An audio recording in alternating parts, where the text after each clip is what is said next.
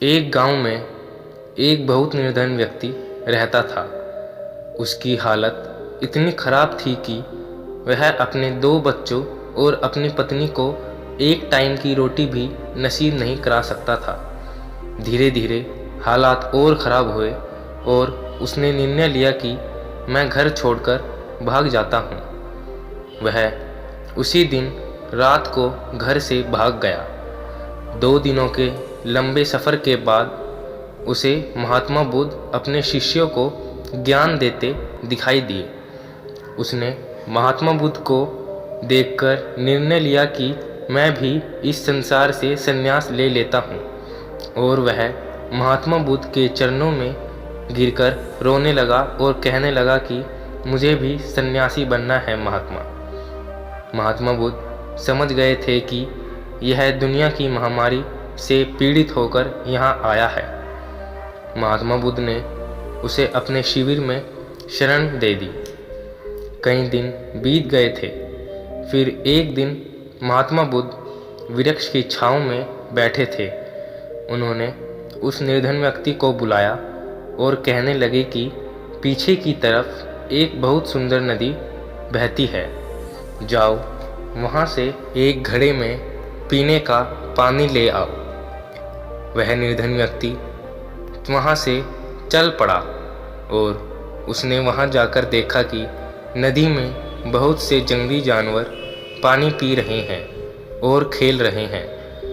उस व्यक्ति के वहाँ जाते ही सभी जानवर भाग जाते हैं और नदी की मिट्टी सारी ऊपर आ जाती है, जिसके कारण सारा पानी गंदा हो जाता है। उस व्यक्ति ने सोचा कि महात्मा बुद्ध इतना गंदा पानी कैसे पिएंगे। वह वहाँ से बिना पानी लिए चल देता है। महात्मा बुद्ध के पास जाकर उसने बताया कि जानवरों की भगदड़ी से सारा पानी गंदा हो गया। महात्मा बुद्ध सारी बात सुनकर उसे थोड़ी देर बाद फिर जाने को बोलते हैं। वह निर्धन व्यक्ति फिर से पानी लेने जाता है और देखता है कि सारी नदी फिर से साफ हो गई। वह वहाँ से पानी लेता है और महात्मा बुद्ध के पास आता है और बताता है कि सारी नदी फिर से साफ हो गई। महात्मा बुद्ध सब सुनकर उसे समझाते हैं कि जैसे जानवरों की भगदड़ से सारा पानी गंदा हो गया था, फिर थोड़ी देर बाद पानी की मिट्टी सारी नीचे बैठ गई और पानी फिर से साफ हो गया, ऐसे ही हमारा जीवन है।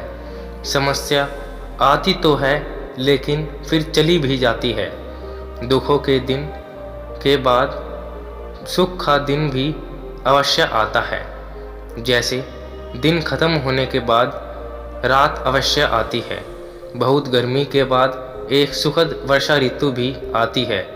यह बातें इस गठन का पुष्टि करती है कि परिवर्तनशीलता संसार का नियम है।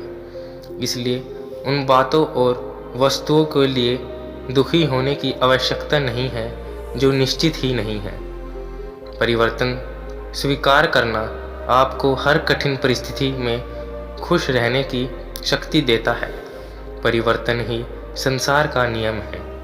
इन बातों को सुनकर उस निर्धन व्यक्ति की आंखें खुल गई और उसने अपनी सारी बात महात्मा बुद्ध को बता दी और वहाँ से खुश होकर अपने घर जाने की आज्ञा मांगी और वहाँ से अपने घर चला गया। अगर दोस्तों आपको ये कहानी अच्छी लगी तो कमेंट में अवश्य अपने विचार प्रकट करें।